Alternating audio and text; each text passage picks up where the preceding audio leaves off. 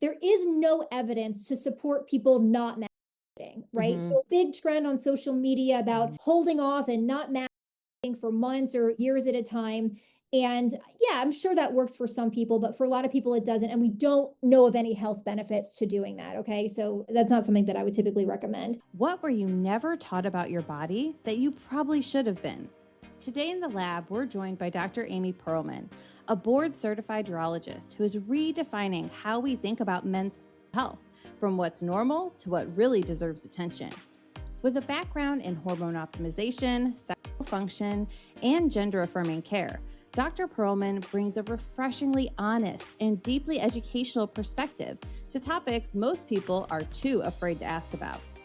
In this conversation, we discuss everything from penile health and testosterone to organ quality, prostate pleasure, and the gaps in sex education that leave so many people confused. If you've ever had a question you were too embarrassed to ask your doctor, or didn't even know you should be asking your doctor, this episode is for you. Welcome to Sexology Lab.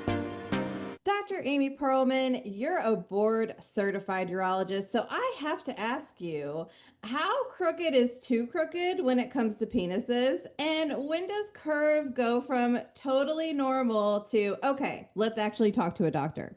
Oh my goodness, Michelle, that's like the age-old question. Crooked isn't a problem unless it's a problem. So a lot of people are born and they have some sort of curvature to their penis. It could be left, right, up, down, somewhere in between those. And that is very normal, okay? A lot of people don't have perfectly straight penises. Now, as people go through their life, think about what the penis goes through. It is essentially in a boxing ring, all right? And so there are things that happen to the penis, even if someone doesn't remember a specific circumstance that was traumatic. Micro-traumatic events happen to the penis all the time by just run-of-the-mill, even vanilla intercourse. And so some people can develop scar tissue in the penis. Scar tissue doesn't stretch as well as normal, healthy penile tissue. And so that can cause a curvature of the penis. Typically, if guys have less than 20 degrees of curvature, it typically doesn't cause issues when it comes to sexual activity. They might not like the way their penis looks, or they might want to know, is this okay? When do I worry about it? But if it doesn't cause issues with intercourse or sexual activity, it's not a problem. Once the curvature starts getting above 30 degrees, sometimes it becomes problematic. Most of the curvature we see is dorsal curvature, which means the penis curves up towards one's face. Now, for some people, that's kind of like their secret sauce. Because it gives them like a better angle to get more of that G-spot stimulation. So I have some guys that have curvature and they say, Amy, I don't want you to do anything about it because this gives me an edge. So in those guys, it's not a problem. But if it causes the man pain during intercourse, if it hits his partner in a spot where it's just very uncomfortable because of the curvature, or if it causes a lot of hourglass or cinching in of the penis or shortening of the penis, that's when it becomes problematic. Yeah. And when you said that, my first thought was like curving up. Isn't that an issue when you're trying to pee and go to the bathroom? Would that be a struggle for some men? Yeah, it absolutely can be. Oftentimes when guys wake up in the morning and they have morning wood, it can get quite messy if they have curvature. So yeah, like let's say someone has some curvature and it doesn't cause them any issues during sex, but it makes a huge mess when they're peeing. I mean, in my practice, that would be a reason to fix the curvature if it bothered them. Totally. All right. So now I want to know, what do men panic about when they look at their penises that's almost always completely normal? I've never seen such high anxiety when men come in and they're worried they have a sexually transmitted illness. They notice a bump on their penis. Oftentimes, in my practice is a little bit different because I have a concierge practice. I don't run an urgent care. Sure. So most of the time when these guys come in, it's like an ingrown hair, right? But when a guy notices like a lump or bump on his penis, especially if he's had a recent like high risk interaction with a partner or unprotected sex, he is very nervous that he has an STI. Now, I think that's a totally legit reason to see a healthcare provider because sometimes it is an STI, right? It's not always an ingrown hair. I wish it were always an ingrown hair, if you see something that looks abnormal, go see a doctor. The problem is we don't have great access for guys to come in to go see a doctor. And so oftentimes they're waiting a little bit longer than they know they should because it's hard to get in for a visit. And oftentimes whoever is examining them is just like, oh, it's normal, don't worry about it. But we should always encourage people to come in to see a healthcare provider if they notice something that looks different. Right. Oh, for sure. I would say always play it safe. So besides an ingrown hair, like what else could it be? Skin irritation, skin tag, are those common things you see? Yeah, I mean, it could be a skin tag. It could be some guys when they're circumcised, they get like these skin bridges of the tissue that just kind of heals in a different way. It could be irritation from different soaps that people are using. It could be a dermatitis. But most of the time, I would say it's like an ingrown hair because they're kind of shaving that part of their penis. Yeah, that totally makes sense. Mhm. All right, I want to talk to you about testosterone. All right, what does healthy testosterone support when it comes to sexual confidence, energy, and pleasure? So, testosterone is really important for foundational well being, including sexual health. And we oftentimes think about testosterone. I mean, it is called a sex hormone. So, oftentimes it gets lumped into if you don't have erectile dysfunction or you don't have low libido, then your testosterone level must be normal. And that's not true, right? Someone could have a completely normal sex drive and completely normal erections and still have low testosterone. People can also have normal testosterone and still have erectile dysfunction, right? So not everyone who has ED has low T. However, I will say this, if guys are coming in and they're not having as robust erections as they used to have, they should get their testosterone level checked. In fact, it's in our American Urological Association guidelines because if we optimize someone's hormones, we will help them become better responders to therapies that specifically treat ED, medications like tadalafil and sildenafil, which are the generics for Viagra and Cialis. So you don't want to skip foundational hormone support. Yeah. Do I necessarily give men who have ED testosterone therapy to help with their ED? No, it wouldn't be a primary treatment, but it can help them better respond to ED treatments. Yeah, absolutely.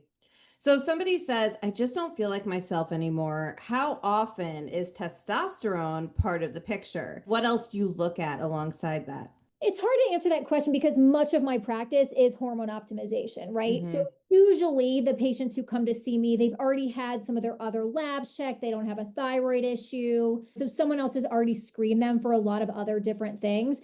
The reality is when men or women don't feel like themselves, Yeah. it can be due to a hormone issue. We should acknowledge that. So anyone who comes in with that concern, I'm checking a full hormone panel on them. Now, I see guys, they hope, they're praying that it's a low testosterone issue because then if I put them on testosterone, I can fix the problem. Yeah. And that's not always the case, right? There are some guys that I see that have very normal testosterone levels.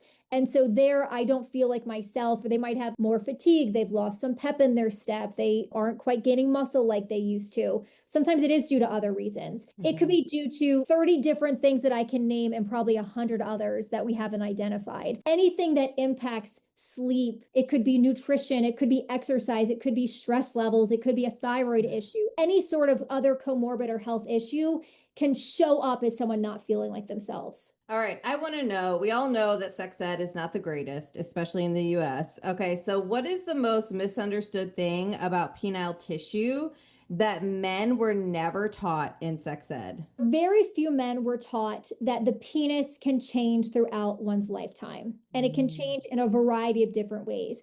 We previously spoke about how someone can develop curvature, right? And I don't think any man who goes to any sex education class is ever taught that he could injure his penis. And contrary to popular belief, even though we call it a boner, there is no bone in the penis, but there is muscle and there is tissue that surrounds that spongy erectile tissue that if it tears, we call it a penile fracture. So what I tell men, you have to have sex safely. I don't just limit that to having safe sex when we think about using condoms and using protection. I mean, you have to be careful with your penis, and their partners need to know that as well. And a lot of partners don't. They'll just go to town on the penis and not worry about how the penis angle is with different positioning. And that can injure the penis and cause actually major issues. So men and partners out there, when you're having sex, you have to be careful. You don't want the penis to like come out and then go back in and hit the pubic bone. I've had this happen like sometimes in my own personal life. And I'm like, no, like if I break it, I don't want to have to fix this. So you gotta be careful. Sometimes you gotta slow it down. I know when you said that, I was like, oh, like that's definitely happened. Are you okay? Like it like hits deep in my soul because I'm like, oh no, like we must protect the penis. So you got to be careful. The other thing that a lot of men are not taught in sex education that can also change the penis is when someone is not getting regular erections, like daily erections, the penis can shrink in both length and girth. And so when I tell guys, if you don't use it, you lose it, I'm not necessarily telling them you have to have sex with your penis every day to maintain its size, right? Yeah. But you do need your penis to become erect on a regular basis to maintain its size. So I have a lot of patients that I'll put on a daily medication like tadalafil, even if they're not sexually active, just to maintain their erection so we can maintain their penile health and preserve their length and girth as they get older. It sounds like you do a lot of sex education in your practice, like as well as medical treatment. Would you say that's accurate? I would say that's accurate. I would say, Michelle, that my biggest therapeutic benefit is talking to patients, and actually more so than doing any procedure or surgery. So I just thought of something that I'm curious about. How often should men be masturbating to completion? How often should men be ejaculating? I'm going to give an answer that's supported by research and then also a very unsexy answer. And I'll start with the unsexy answer first, if you don't mind. So the unsexy answer is it depends. Shocker. Shocked. It depends on what works for the guy. There are some guys that don't really care to masturbate. They just want to engage with their partner whenever they're sexually active. And it's just not something that's important to them. I totally get it. And if I were to try to force them to self-stimulate or masturbate more often, it just wouldn't feel natural to them. Yeah. So I don't think I'm really helping them in that circumstance. There are other guys that just feel better. I was seeing a patient earlier today. He's in his 50s. He travels internationally all the time. And he said, Amy, when I'm traveling, my just like go-to is I go to the hotel and I masturbate. And that is how I go to sleep. It is how I calm down. It's how I take the edge off. And I feel like that's really healthy for me because I'm not going to the bar and drinking when I'm traveling. I think that's the best way of coping and of putting yourself to sleep is by masturbation, right? Yeah. And so for him, he does that very regularly, and that's very healthy for him. So it really depends on the person. There is no evidence to support people not masturbating, right? So a big trend on social media about holding off and not masturbating for months or years at a time. And yeah, I'm sure that works for some people, but for a lot of people, it doesn't. And we don't know of any health benefits to doing that. Okay. So that's not something that I would typically recommend. And then the research answer, there is some research to suggest that getting off 21 times or more a month is actually good for prostate health. When I say that to people, I'm not telling them, so I'm giving you permission so that your partner should have sex with you at least 21 times a month to keep your prostate healthy. So I have to be careful with how I say that because their partner may not want to engage in sexual activity that often. But it does mean that maybe the other days of the month, if they want to, they can masturbate. Yeah. So, it's going to be a combination of masturbation and any partnered activity that suits their life. Yeah. If somebody comes in as I haven't ejaculated in 3 months, like, is that something concerning to you? If they're fine with it and it's not part of their daily routine, then I'm okay with it. I'm not going to make them ejaculate more. With that being said, ejaculating and masturbating and being with loved ones and partners is one of the best ways for us to cope. Yeah. Oh, I love that answer. But I'm also very sex positive. So right. Which I think is why people love you, for real.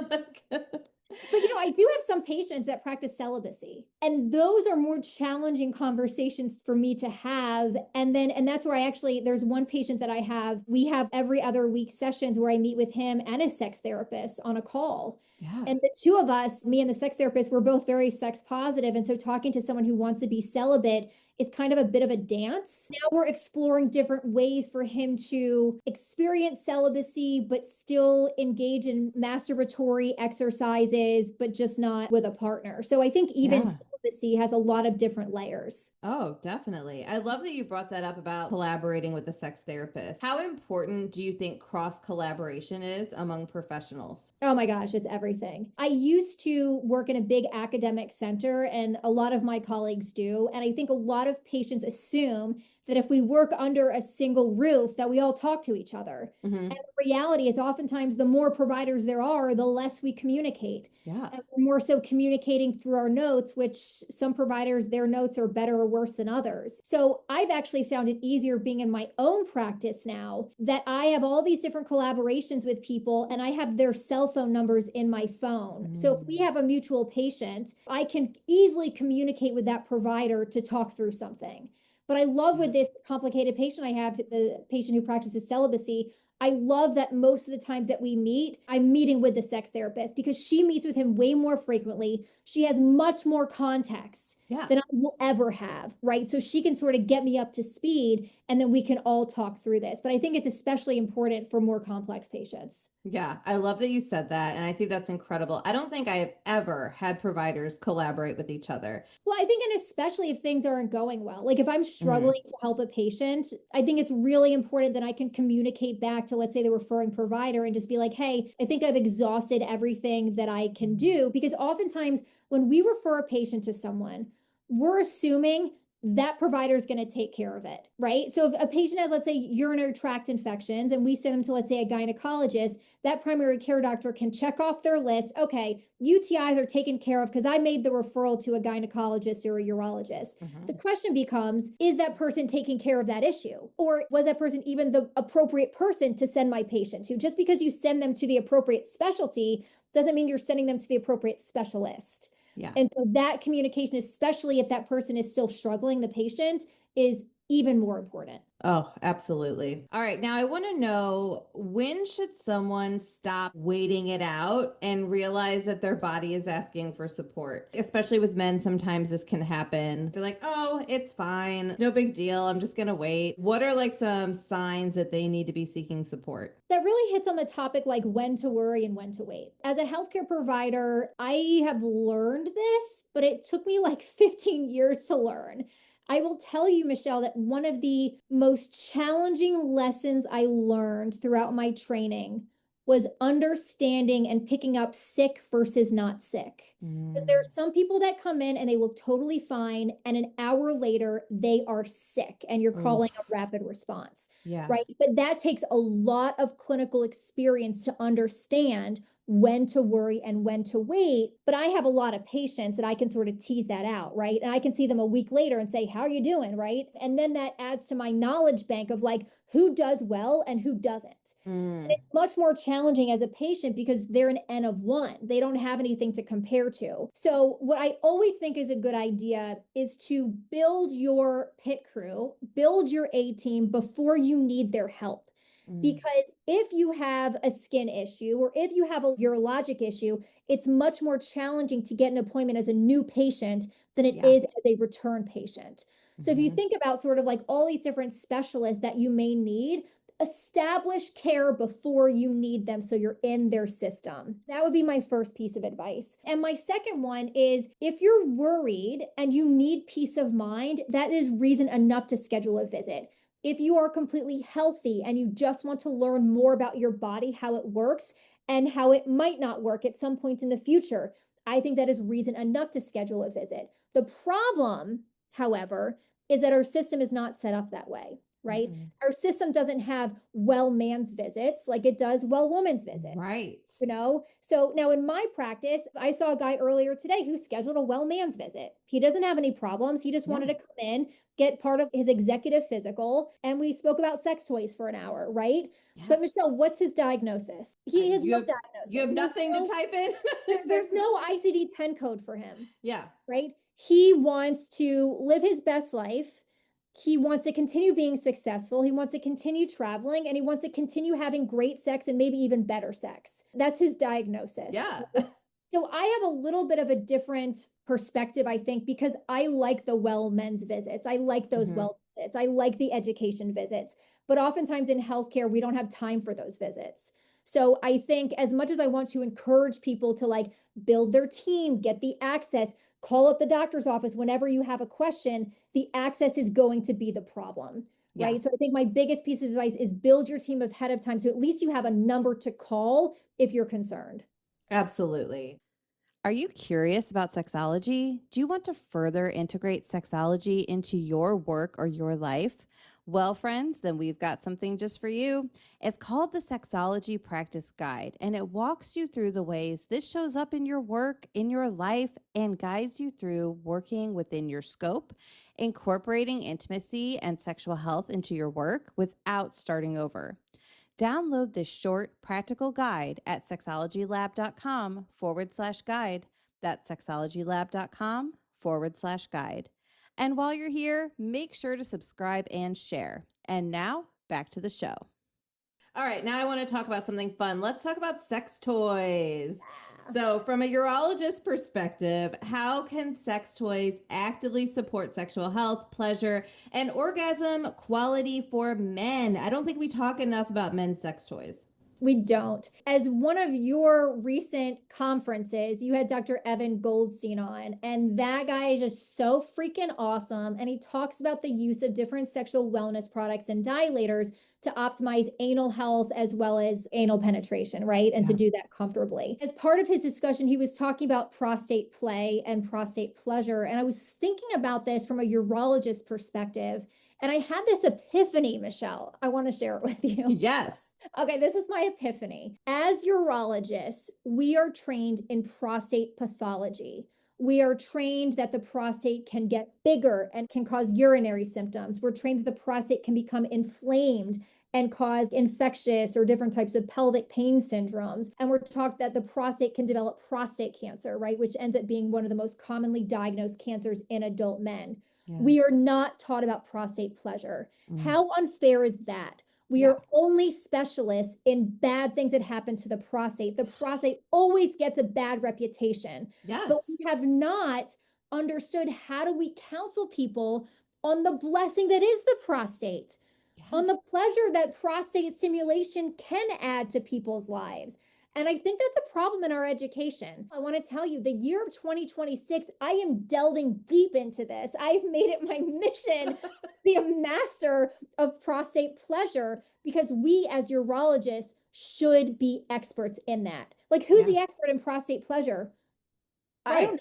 I mean, Dr. Goldstein is essentially because he's a specialist in like the rectum and he's really delved into that. But like, otherwise, I don't really know too many other specialists that have really taken that on. One of the most challenging conditions that I treat in my male patients is when they have difficulty reaching climax or they're unable to climax at all. And, the patient that I saw earlier today was funny. He was there with his wife.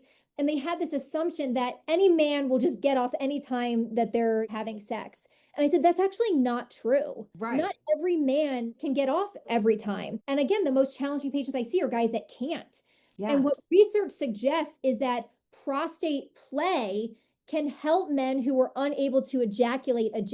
But my biggest challenge is getting heterosexual men to play with their prostate. That's where I think some of that research has actually been helpful, because instead of me just telling a guy to put some toy up his butt, I can say research actually suggests that if you use something to stimulate the prostate, it can help you reach climax. So we're so focused on the penis. In female sexual health, we've expanded, right? We have toys for nipple play, clitoral, G-spot, anal. Like, we've really expanded the female space and the female toolbox.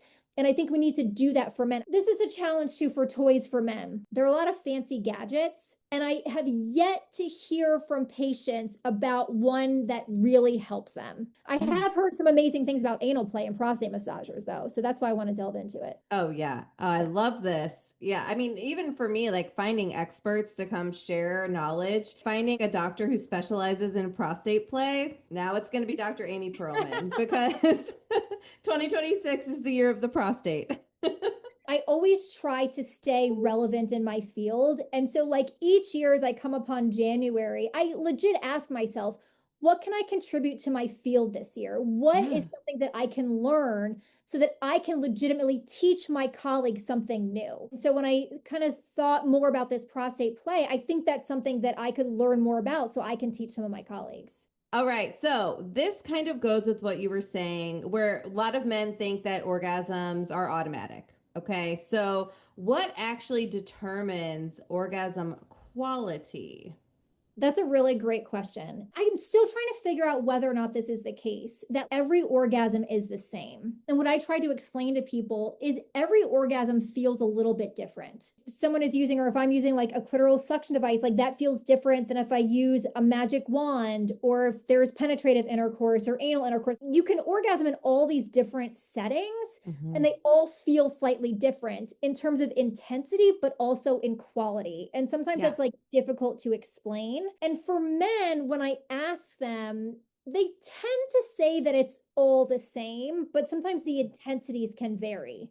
But that's also why I'm trying to bring in more of this prostate play, because I want men to feel all the feels. Yeah.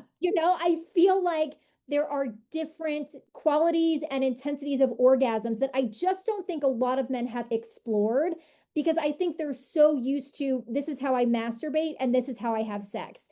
And so those are the two different ways that I orgasm. Yeah. And I think if we expand this more, I do think quality and intensity could be just as variable potentially as women. Yeah. Oh, for sure. Because like you mentioned, with women, there's so many different ways I think you can orgasm. With men, if we expand that, besides penetration or masturbation, what are some other feelings that you could feel, and how great could that be? Yeah. Now, I will tell you this, Michelle, as a urologist, we don't really learn about this either.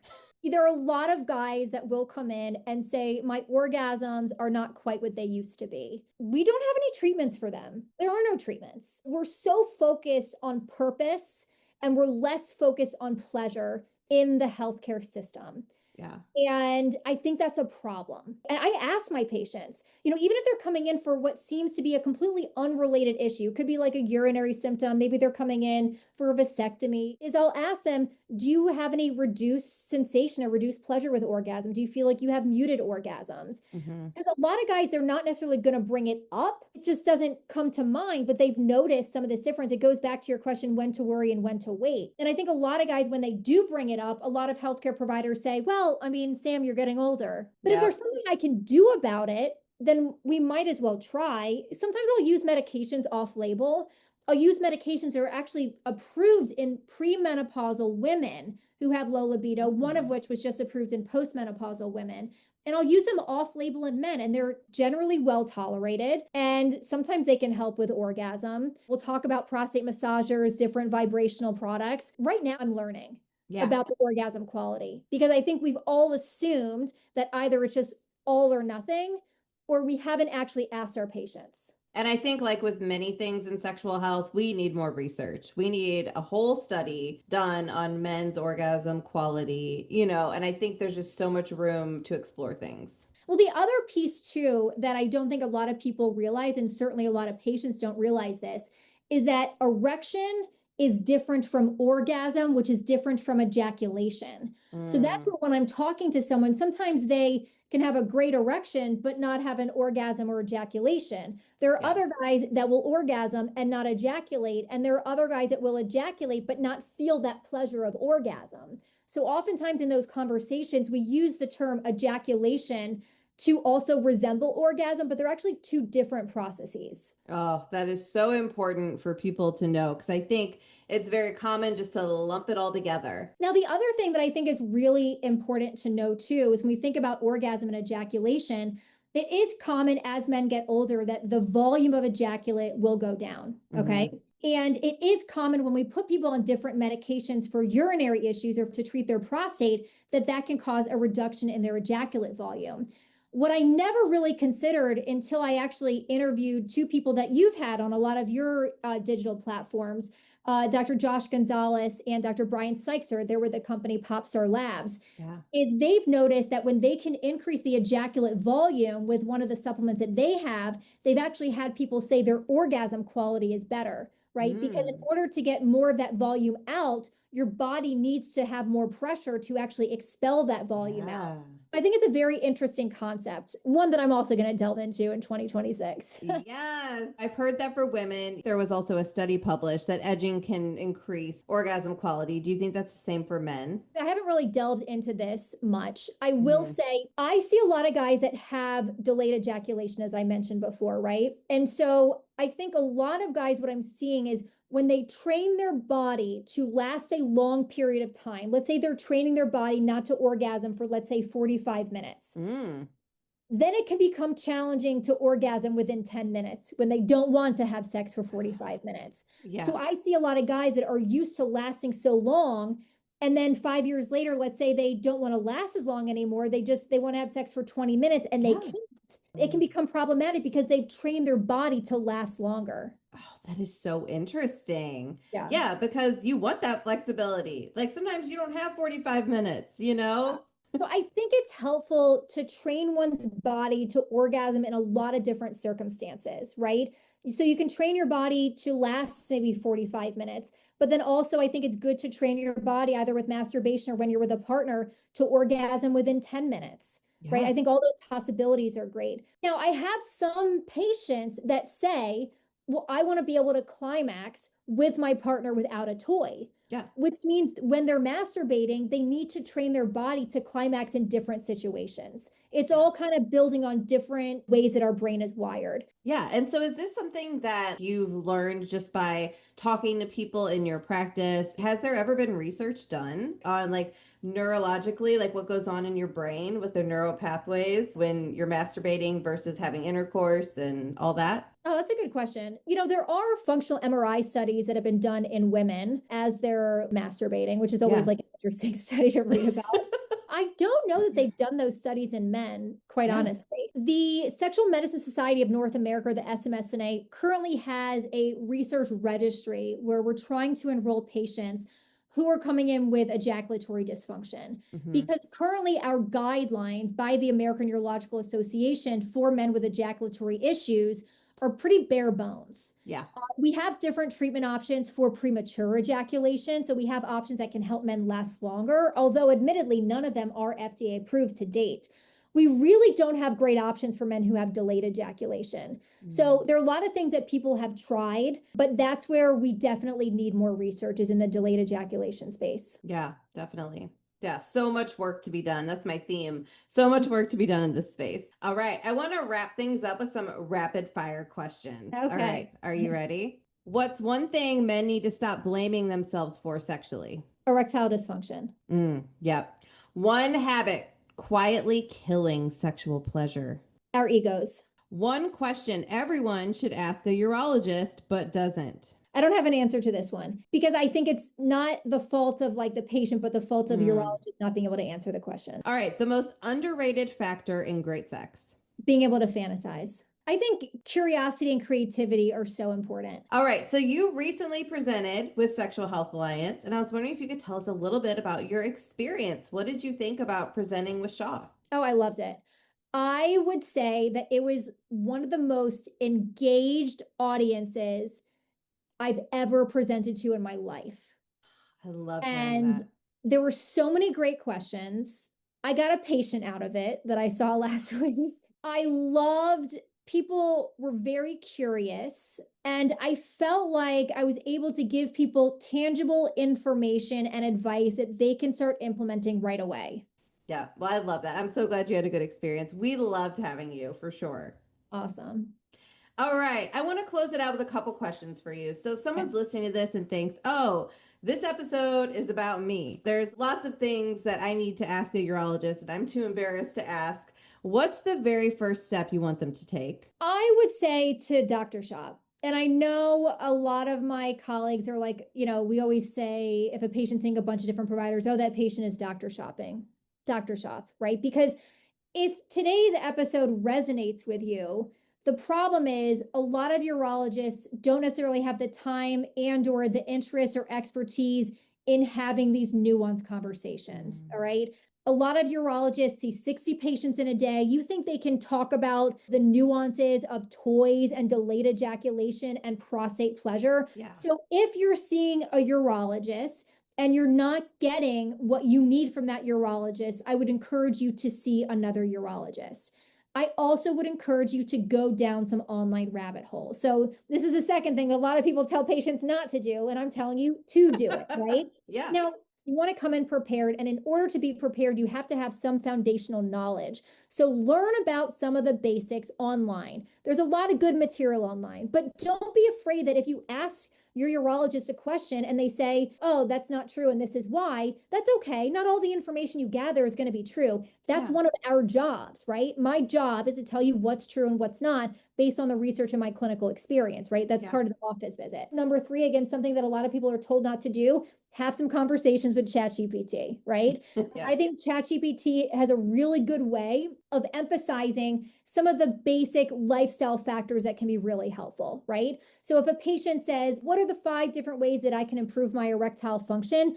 ChatGPT, in a very empathetic way, way more than I could ever be empathetic, is going to educate that person on the importance of nutrition and exercise and sleep management and stress management, right? As well as maybe some other medical therapy. So it has a great way of having some conversations, again, to build some of that foundational knowledge. So there are some people that they're always going to want to use their insurance because, hey, we're paying a hell of a lot for it anyway. We might as well go to providers that accept our insurance. I totally get it. With that being said, sometimes it's challenging to find the right experts when you're just looking through an insurance model. Absolutely. I could not agree more. What is your boldest hope for the future of men's sexual health care? My boldest hope is delving into prostate pleasure. That the prostate should not just get a bad reputation. Urologists, we need to be experts, not just in prostate pathology, but experts in prostate pleasure. Yes. Oh, I love it. It's all about the pleasure. All right. Well, thank you so much for being with us today, Dr. Amy Pearlman. It was a joy. Always a pleasure. Good to see you, Michelle. You too. All right. Bye, everyone. Don't forget to subscribe on YouTube, Spotify, Apple, or wherever you listen. Links are in the description below.